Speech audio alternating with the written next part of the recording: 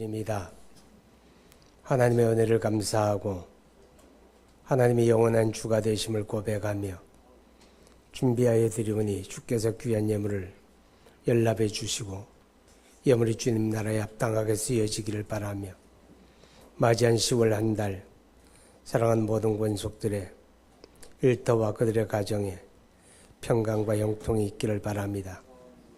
땀 흘려 수고할 수 있는 일거리가 넉넉하게 하시고 수고한 연후에 그 결과를 풍성하게 거두도록 은혜를 주시며 우리에게 주어진 한 달의 삶이 믿음으로 하나님의 영광을 구하며 살아가는 승리의 삶이 되기를 간절히 원하고 예수님 이름으로 기도하옵나이다.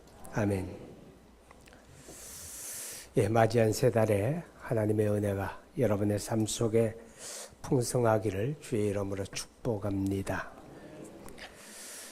그리스도 예수를 믿고 구원받은 하나님의 사람들의 특징 가운데 하나는 변화가 있다는 것입니다. 내 안에 그리스도가 계시고 그의 생명의 공급을 받은 사람들은 그 삶에 분명한 변화를 보여야 합니다. 오늘 우리가 읽은 말씀은 유다서의 30부분인데 우리의 말씀 속에서 예수 믿는 사람들의 삶에 어떤 변화가 이루어지는가 하는 것을 살펴볼 수가 있습니다. 1절에 예수 그리스도의 종이요 야고보의 형제인 유다는 이렇게 시작이 됩니다. 유다서를 쓴 사람이 누구냐 하는 건데 바로 유다라고 하는 사람인데 그 유다는 야고보의 형제인 유다다 그렇게 말씀에 기록을 하고 있습니다. 우리가 성경에는 아주 흔한 히브리 이름들이 많이 나오는데 유다, 야고보, 요한, 시몬 이런 이름들입니다. 여성으로는 마리아, 안나 그런 말들이고요. 그래서 성경에는 종종 같은 이름의 여러 사람들이 등장하기 때문에 그 이름 앞에다 그 지명을 붙이는 때가 있습니다. 우리가 가롯인 유다 이렇게 말할 때 유다라고 하는 사람이 출신지가 가롯인이라고 하는 것입니다. 이제 그런 식으로 나오다 보니까 유다라는 사람도 여러 사람이 나오게 되고 야고보라는 사람도 여러 사람이 나오게 됩니다. 이 유다서를 기록한 사람은 예수님의 제자 유다가 아닙니다.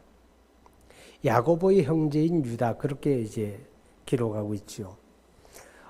예수님의 제자 가운데 야고보라고 하는 사람은 요한의 형제입니다. 그리고 그 야고보는 초대교회 때 아주 일찍 순교를 당한 인물이죠. 그렇기 때문에 우리가 사도행전에서 보게 되면 야고보에 대한 기록이 앞에만 잠깐 나오다가 사라져버리고 맙니다. 그런 인물이에요.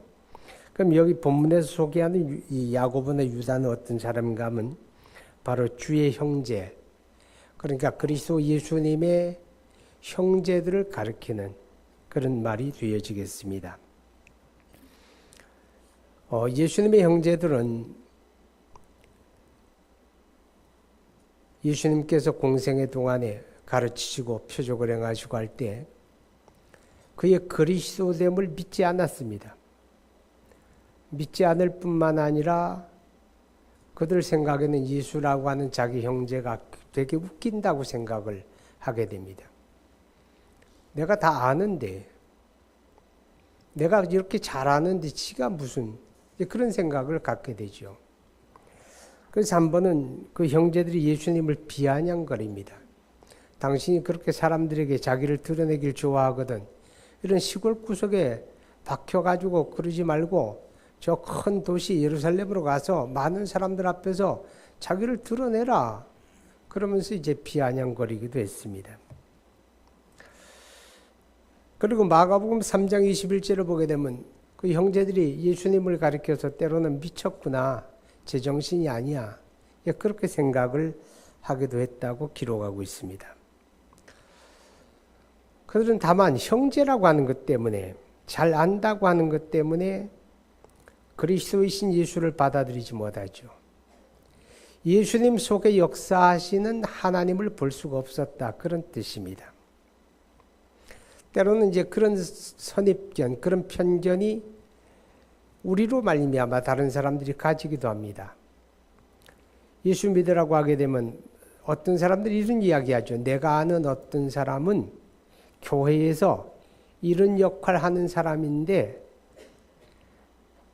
예수 믿는 거 그 사람 보면 믿을 마음이 없어. 그런 생각합니다.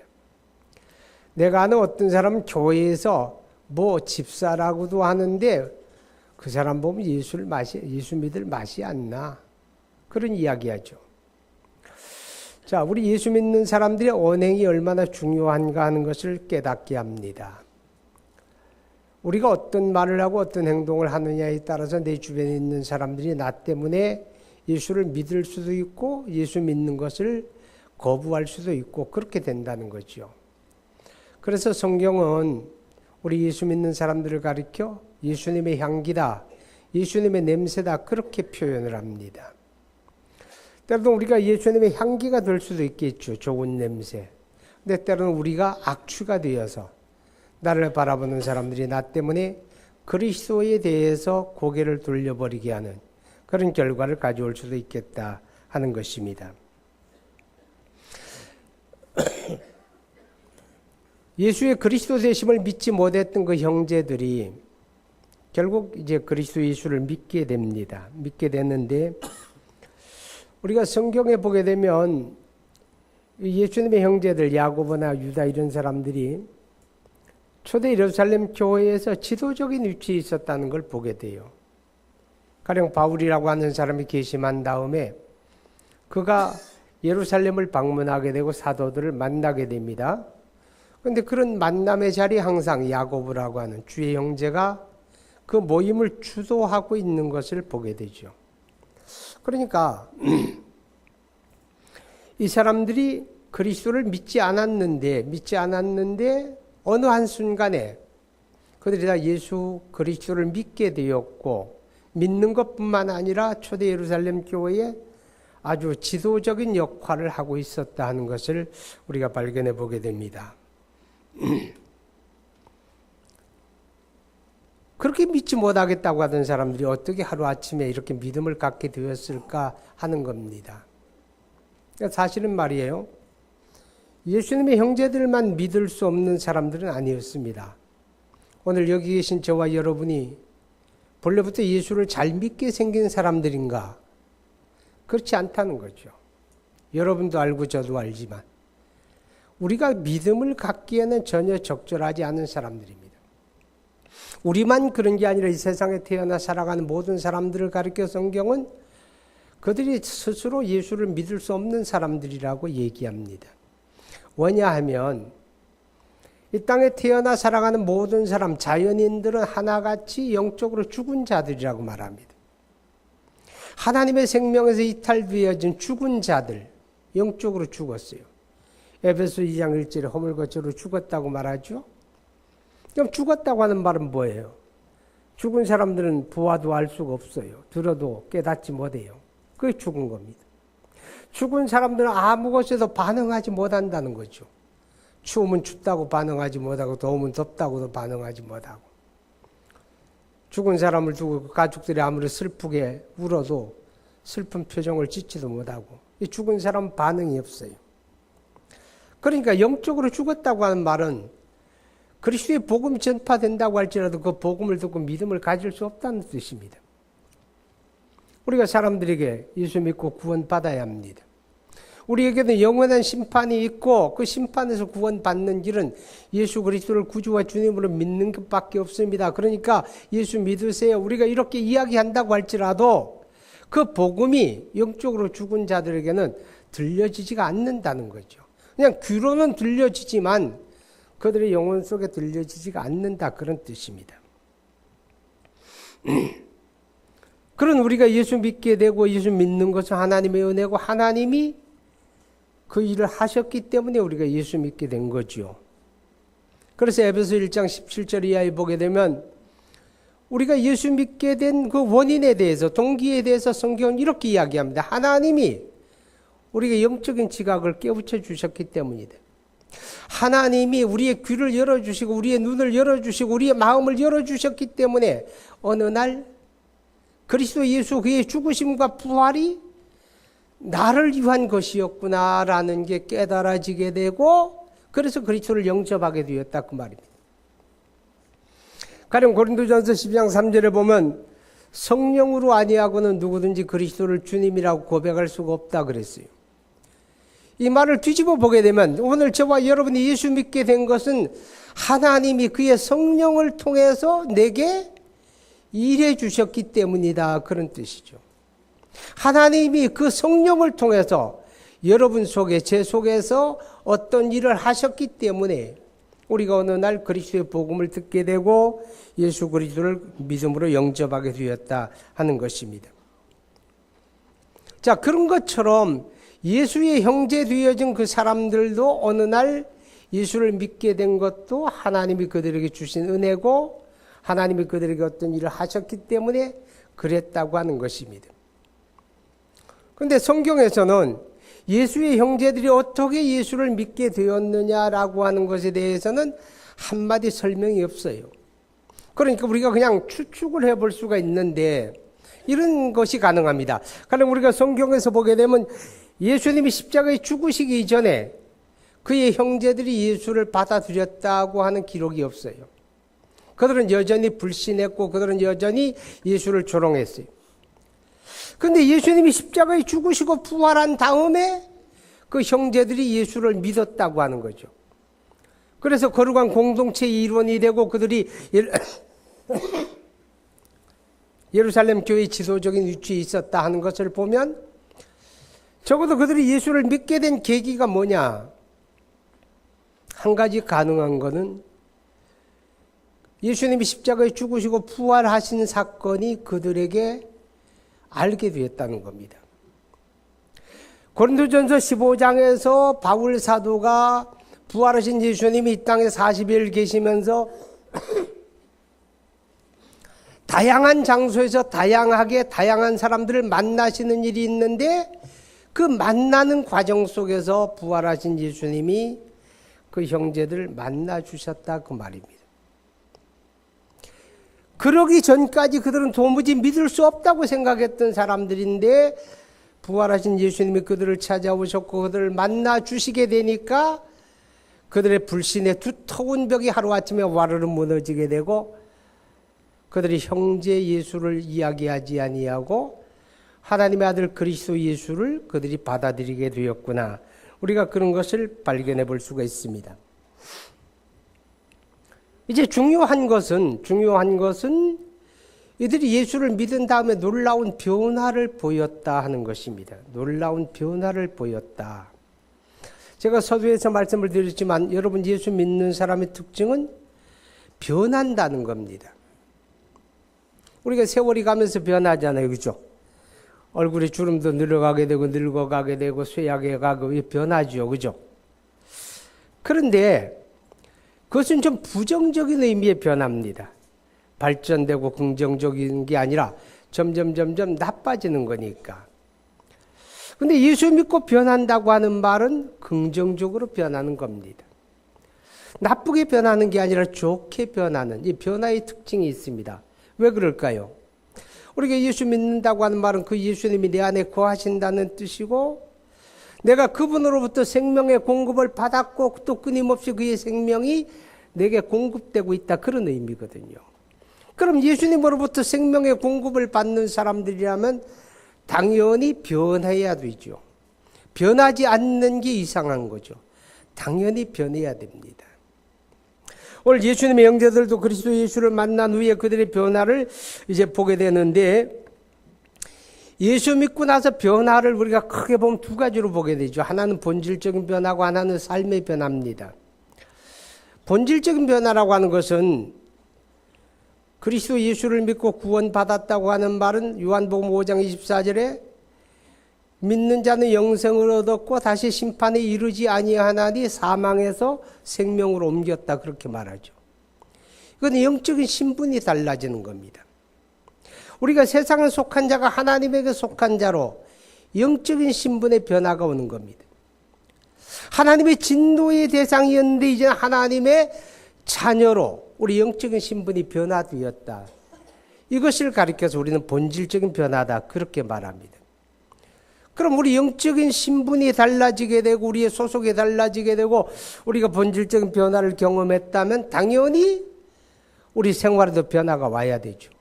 우리 보는 것, 듣는 것, 말하는 것, 행동하는 것, 살아가는 삶의 내용이나 가치나 그런 것에 변화를 가져와야 하는 것입니다. 이 변화되는 것을 가리켜서 성경이 거룩한 열매라고 말합니다. 예수 믿은 사람이 그 삶에서 인격에서 생활에서 점점 달라지고 새로워지는 그것이 우리 하나님 앞에서 우리가 맺어가야 하는 거룩한 열매들이죠. 이 가을에 우리는 풍성한 열매를 보게 됩니다. 나무 가지가 주렁주렁해요. 참 신기합니다. 아파트에 우리가 예배당 문 열고 나가게 되면 아파트 앞에 감나무가 몇 그루 있는데 금년에는 감이 얼마나 굵게 열렸는지 몰라요. 아주 가느다란 그 가지에 가느다란 가지 얼마나 가늘까? 연필 굵기보다도 더 가늘어요, 가지가. 그죠? 그 끝에 제 주먹은 비교도 들지 못할 만큼 굵은 열매가 매달려 있는 거예요. 그런 열매를 보면서 에이, 보기 싫어. 뭐 저런 게 저렇게 달렸어? 그렇게 말하는 사람 한 사람도 없지요. 그 열매를 바라보면서 사람들이 다 뿌듯해하지요. 참 탐스러워하지요. 보기 좋다고 말하지요. 마찬가지로 하나님이 저와 여러분을 바라볼 때도 마찬가지 아닐까요? 우리가 그리스도 예수를 믿고 나서 우리 삶 속에 거룩한 변화를 가져오고 아름다운 열매들이 맺어가는 모습을 바라보며 하나님은 얼마나 대견해 하실까? 얼마나 기뻐하실까? 얼마나 보기 좋아하실까? 우리 그런 생각해 보아야 하는 것입니다. 자, 어쨌든 우리가 본질적인 변화가 왔으면 우리 생활의 삶에서 거룩한 변화를 가져오고 열매를 맺어야 합니다. 그런데 오늘 예수님의 동생들이 그 삶에서 어떤 변화를 가져왔는가 하면 예수 그리스도의 종이요 야고보의 형제인 유다는, 자, 여기서 그들은 자기를 예수 그리스도의 종이다 이렇게 고백합니다. 야고보가 누구냐? 야고보는 예수 그리스도의 종이다. 유다라는 사람은 누구냐? 유다는 예수 그리스도의 종이다. 바울은 누구냐? 바울도 예수 그리스도의 종이다. 성경은 그렇게 그들을 다 종이라고 하는 신분으로 이야기합니다. 종이라는 말의 의미가 뭐예요? 종이라고 하는 말은 고대적인 의미로 노예라는 뜻입니다. 노예. 오늘날의 노예가 존재하진 않지만 고대 사회에는 노예라고 하는 신분 제도가 있었고 그 노예는 주인의 소유물이었습니다. 주인이 돈 주고 사고 돈 받고 팔고 하는 주인의 소유물이었어요. 예수 그리스도를 믿고 구원받은 하나님의 사람들은 어떤 변화를 가져오는가 하면 예수님이 나의 주인입니다. 나는 그분의 종입니다. 이런 고백을 하게 되는데 그냥 입술에 붙은 말로 나는 그분의 종입니다. 이렇게 말하는 게 아니라 내가 누구냐? 나는 그분의 것이다. 나는 그분의 소유다. 주님이 나를 소유하셨다. 주님의 소유권을 존중하고 인정하는 이것이 바로 변화라고 하는 것입니다. 진정으로 그리스도의 생명에 연결된 사람들이라면 나는 그분의 종입니다.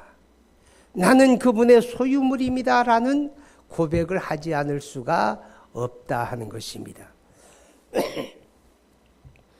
그리고 종이라고 하는 고백 속에는 또 이런 의미가 담겨져 있는데 그것은 나는 그분의 지배를 받는 위치에 있습니다. 그런 뜻입니다. 예수님이 나의 주인이고 나는 그의 종입니다. 나는 종입니다 할 때 나는 그분의 지배를 받는 사람입니다.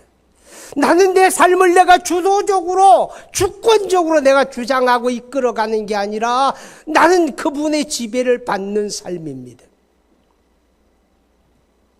나는 그분의 지배를 받고 그분을 따르며 살아가는 삶입니다. 이런 고백이 바로 내가 종입니다 라고 하는 고백 속에 담겨진 의미라고 하는 것입니다. 여러분, 사람은 누구의 지배를 받느냐에 따라 삶의 결과가 달라진다는 거 우리가 알고 있잖아요. 그럼 우리가 성경 로마서 6장에 7장에 보게 되면 어떤 사람은 육체의 지배를 받는 사람이 있고 어떤 사람은 성령의 지배를 받는 사람이 있다고 그럽니다.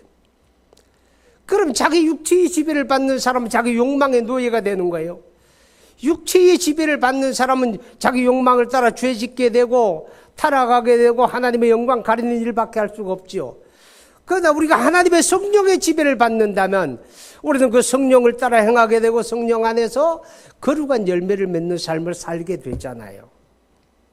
마찬가지로 그리스도 예수님이 나의 주인이고 내가 그분의 종으로서 내 삶이 그분의 지배를 받는다면 우리의 삶은 날이 갈수록 피폐해지고 날이 갈수록 황폐하고 처참해지고 그런 삶이 아니라는 거지요.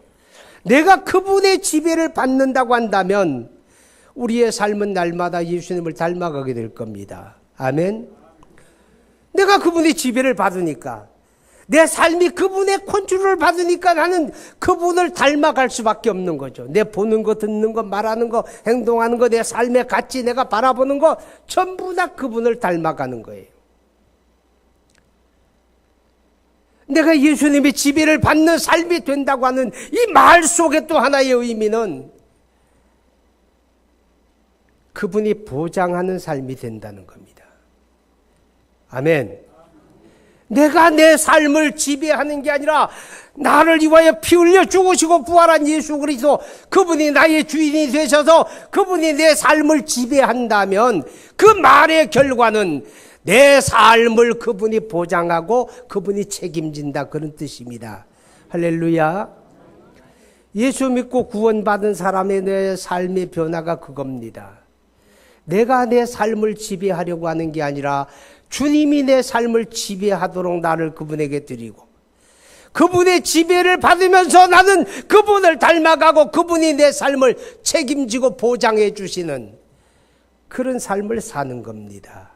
여러분, 이게 행복 아닙니까? 예수님이 내 삶을 책임져 주시는, 내 삶을 보장해 주시는 이것이 바로 가장 행복된 삶이다 라고 하는 것입니다. 그리고 나는 종입니다 라고 하는 고백 속에는 말이에요, 사명적 관계를 나타내는 의미입니다. 사도들이 다 종이라고 고백합니다.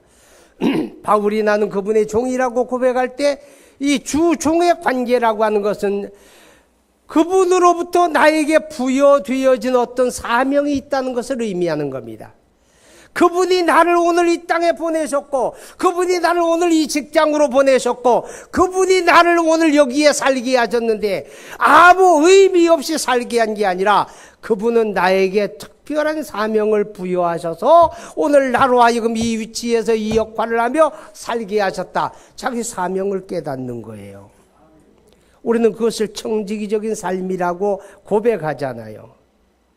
내 삶이 가정에서 존재하든 직장에서 존재하든 어디에서 어떤 모습을 하고 살아가든 그 속에는 주님으로부터 나에게 부여된 특별한 사명이 있다는 겁니다. 예수 믿고 구원받은 사람은 그 삶 속에 어떤 변화를 일으키는가 하면 내가 주님의 사명자라고 하는 고백 속에 살아간다는 겁니다. 단순히 내 목적과 내 이익을 위해 존재하는 게 아니라 나에게 주어진 모든 삶의 형편과 환경 속에서 나는 그분의 사명자로서 여기 있다, 이 의식을 가지고 살아가는 게 바로 종입니다 라고 하는 고백 속에 담겨진 그런 의미가 되어지는 것입니다. 여러분, 예수 믿고 구원받은 사람은 그 삶에 이 같은 변화가 일어나는 겁니다. 이 같은 열매가 저와 여러분의 삶 속에 풍성하기를 축복합니다. 이제 참고가 될 만한 한 가지 말씀을 여러분에게 드리려고 합니다. 여러분, 마태복음 13장 55절 56절 봅니다.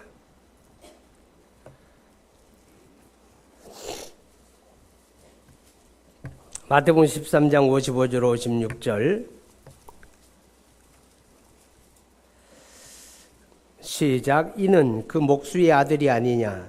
그 어머니는 마리아, 그 형제들은 야고보, 요셉, 시몬, 유다라 하지 않느냐? 그 누이들은 다 우리와 함께 있지 아니하냐?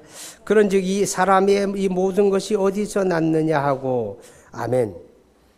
자, 여러분, 이게 무슨 말씀인가 하면 예수님께서 가르치시는 게 놀랍습니다.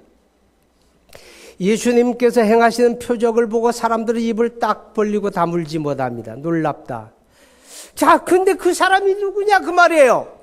우리가 다 보고 우리 주변에 살던 그 사람 아니냐? 그의 어머니는 마리아가 아니더냐? 그의 형제들은 유다, 야고보, 시몬, 그들 다 우리가 알던 사람 아니냐? 그 집에는 그의 누이들도 있지 아니하냐?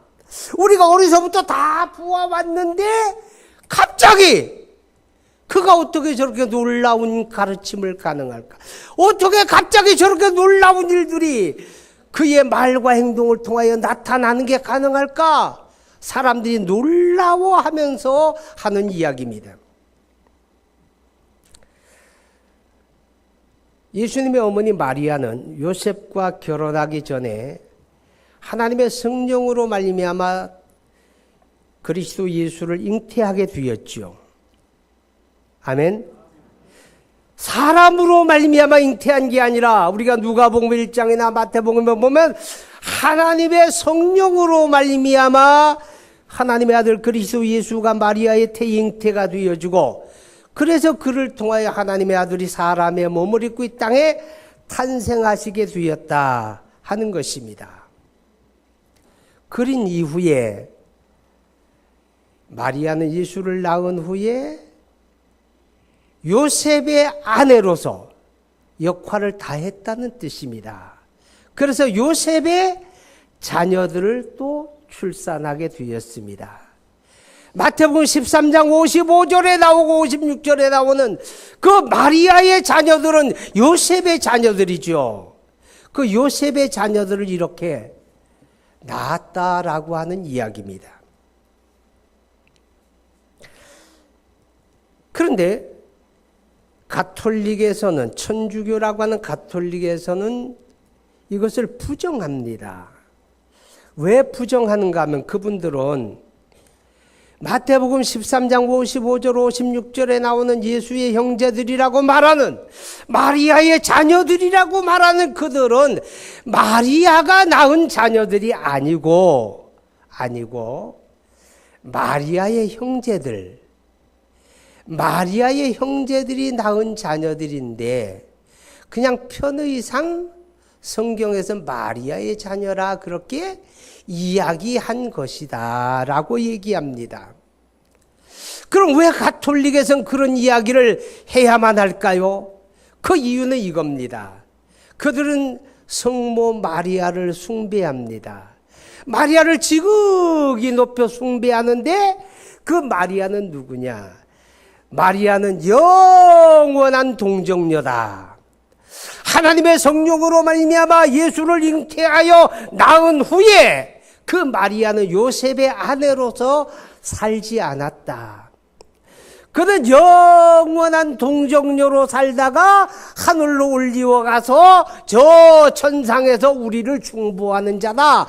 이렇게 고백을 하고 이렇게 가르칩니다. 그들의 이 같은 교리를 뒷받침할 수 있는 성경의 가르침이 있느냐? 없지요. 오히려 성경의 가르침은 그렇지 않다라고 얘기하지요.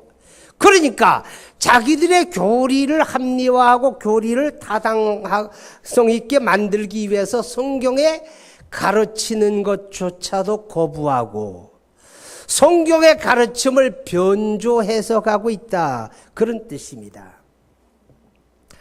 예수님께서 누가복음 18장 8절에 이런 말씀을 합니다. 인자가 올 때 세상에서 믿음을 보겠느냐 그랬습니다. 여러 가지 의미가 가능합니다. 왜 예수님께서 그런 말씀을 하셨을까? 말세가 되어지면 많은 사람들이 다 예배당 떠난다는 얘기일까? 그렇지 않지요. 자, 그럼 무슨 의미냐? 우리가 요한계시록 1장 3절에 보게 되면 말세에 복 있는 사람들에 대한 이야기를 합니다. 말세에 복 있는 사람들. 말세에 복 있는 사람들이 누군가 하면 이 예언의 말씀을 읽는 사람과 그 가운데 기록한 것을 지키는 사람, 읽는 사람과 듣는 자들과 그 가운데 기록한 것을 지키는 자들이 복이 있다.